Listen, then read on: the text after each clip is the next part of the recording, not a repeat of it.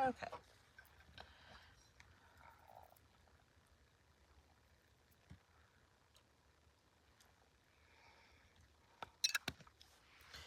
Forgot to put something on my lips. Okay. Make sure this is not pointed at my cheek, which it is. There we go.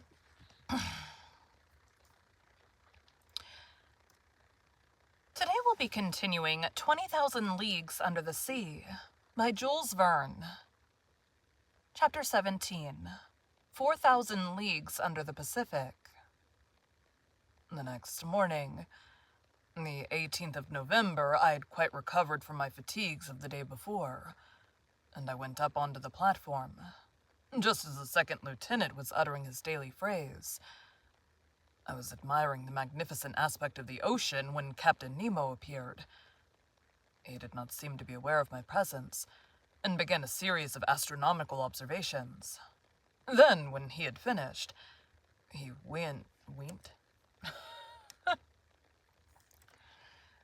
He went and leaned on the cage of the watchlight and gazed abstractly on the ocean.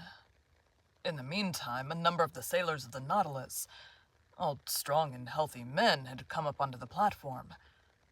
They came to draw up the nets that had been laid all night. These sailors were evidently of different nations.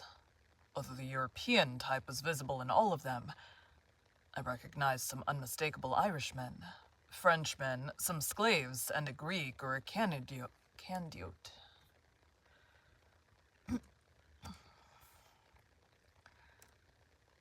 Frenchmen, some slaves, and a Greek or Candiote.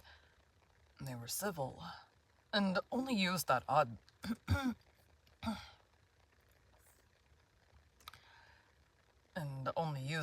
language among themselves, the origin of which I could not guess. Neither could I question them. The nets were hauled in. They were a large kind of challets.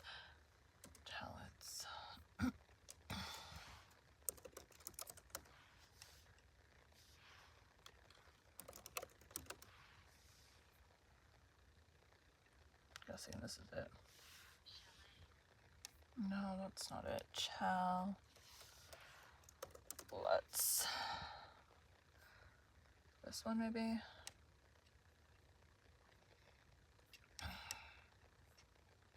No, this is like, we don't know what that word is. Okay, and we're going with what we got. Challets. Like those on the Normandy coasts. Great pockets that the waves and a chain fixed in the smaller meshes kept open. These pockets, drawn by iron poles, swept through the water and gathered in everything in their way. That day they brought up curious specimens from those productive coasts. I reckoned that the haul had brought in more than 900 weight of fish. It was a fine haul, but not to be wondered at. Indeed, the nets are let down for several hours, and enclose in their meshes an infinite variety. We had no lack of excellent food, and the rapidity of the Nautilus and the attraction of the electric light could always renew our supply. These several productions of the sea were immediately lowered through the panel to the steward's room, some to be eaten fresh and others pickled. The fishing ended, the provision of air renewed.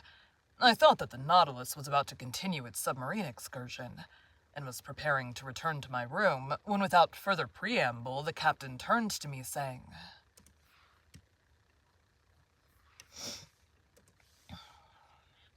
"Master Land?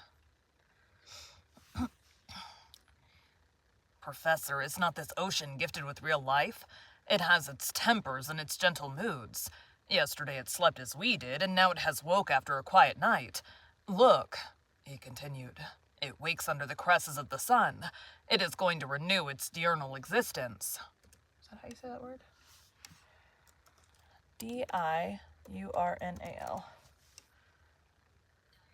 Diurnal.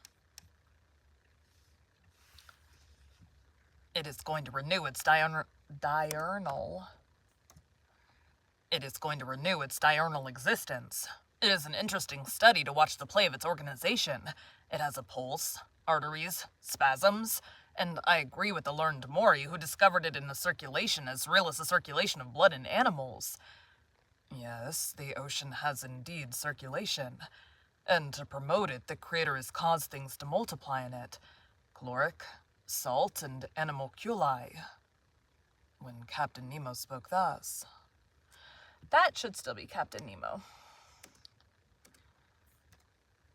Yes, the ocean has indeed circulation, and to promote it, the Creator has caused things to multiply in it.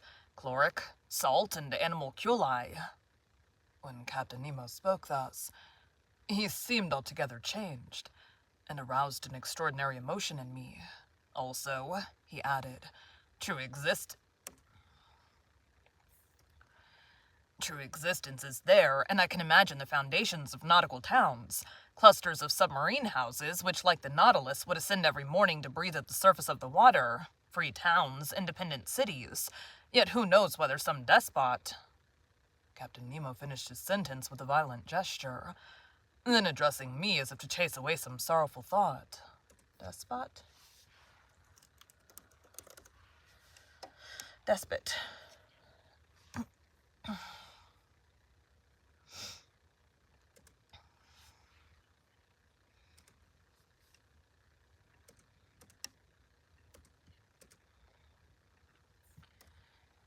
Yet who knows whether some despot...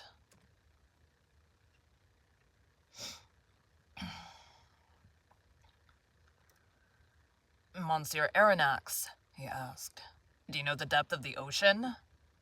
I only know, Captain, what the principal surroundings have taught us. Could you tell me them so that I can suit them to my purpose? These are some, I replied, that I remember. If I am not mistaken, a depth of 8,000 yards has been found in the North Atlantic, and 2,500 yards in the Mediterranean. The most remarkable soundings have been made in the South Atlantic, near the 35th parallel, and they gave 12,000 yards, 14,000 yards, and 15,000 yards. To sum up all, it is reckoned that if the bottom of the sea were leveled, its mean depth would be about 1 3/4 leagues. Well, Professor, replied the captain, we shall show you better than that, I hope.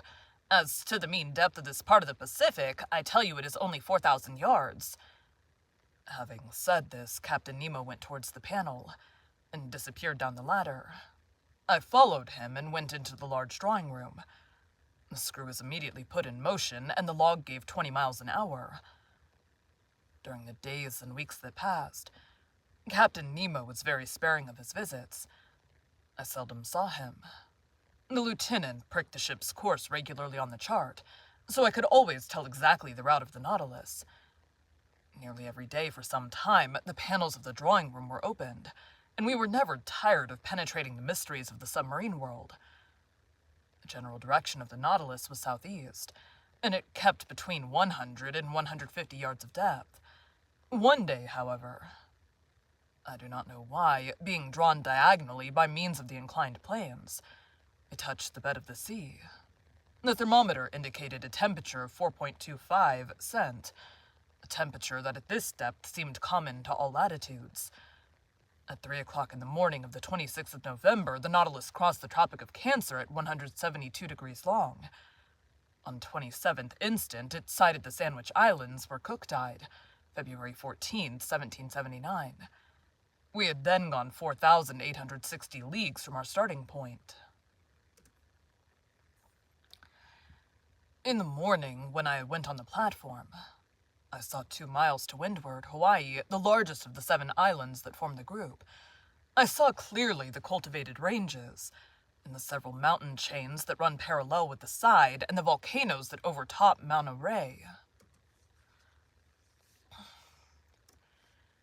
which rise 5,000 yards above the level of the sea. Besides other things the nets brought up, were several flabrelli and graceful polypi that are peculiar to that part of the ocean. The direction of the Nautilus was still to the southeast. It crossed the equator December 1st in 142 degrees long, and on the 4th of the same month, after crossing rapidly and without anything in particular occurring, we sighted the Marquesas.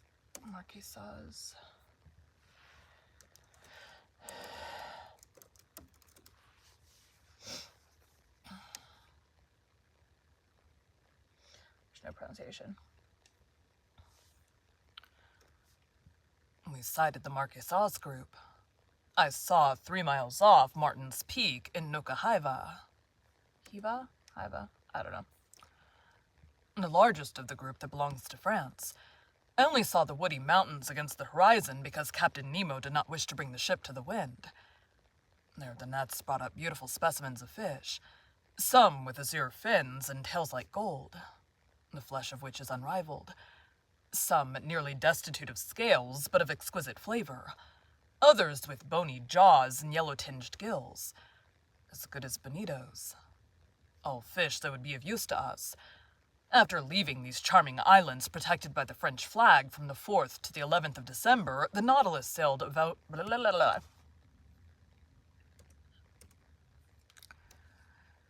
After leaving these charming islands protected by the French flag from the 4th to the...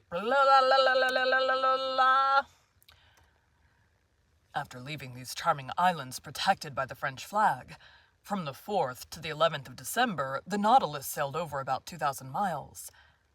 During the daytime of the 11th of December, I was busy reading in the large drawing room. Ned Land and Conseil watched the luminous water through the half-open panels. The Nautilus was immovable. While its reservoirs were filled, it kept at a depth of 1,000 yards, a region rarely visited in... a region rarely visited in the ocean, and in which large fish were seldom seen. I was then reading a charming book by Jean Mays.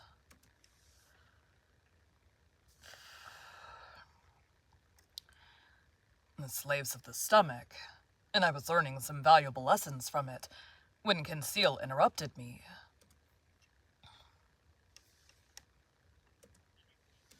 "Did you call, sir?" "Will master come here a moment?" he said in a curious voice. "What is the matter, Conseil?" "I want master to look." I rose, went, and leaned on my elbows before the panes and watched. In a full electric light, an enormous black mass, quite immovable, was suspended in the midst of the waters. I watched it attentively, seeking to find out the nature of this gigantic cetacean. But a sudden thought crossed my mind. "A vessel," I said half aloud. Canadian is Ned Land. "Perhaps I have, mister." "Yes," replied the Canadian. "A disabled ship that has sunk perpendicularly." Ned Land was right. We were close to a vessel of which the tattered shrouds still hung from their chains. The keel seemed to be in good order, and it had been wrecked at most some few hours. 3 stumps of masts, broken off about 2 feet above the bridge, showed that the vessel had had to sacrifice its masts.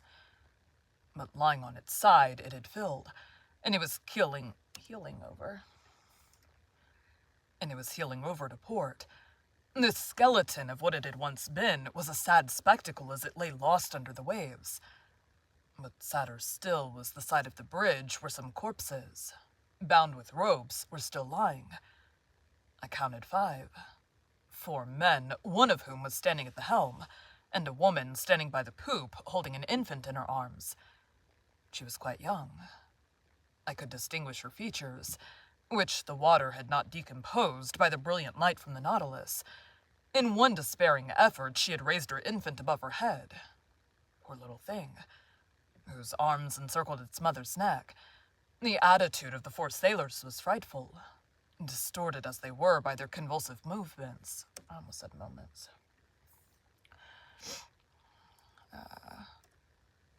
Distorted as they were by their convulsive movements. Movements. The word is movements.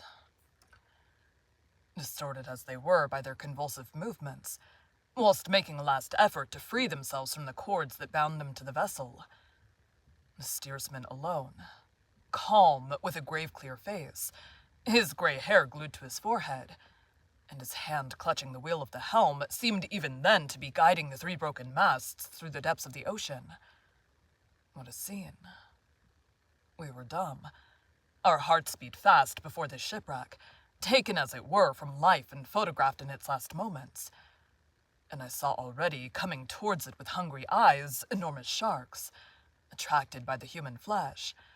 However, the Nautilus, turning, went round the submerged vessel, and in one instant I read on the stern, the Florida Sunderland.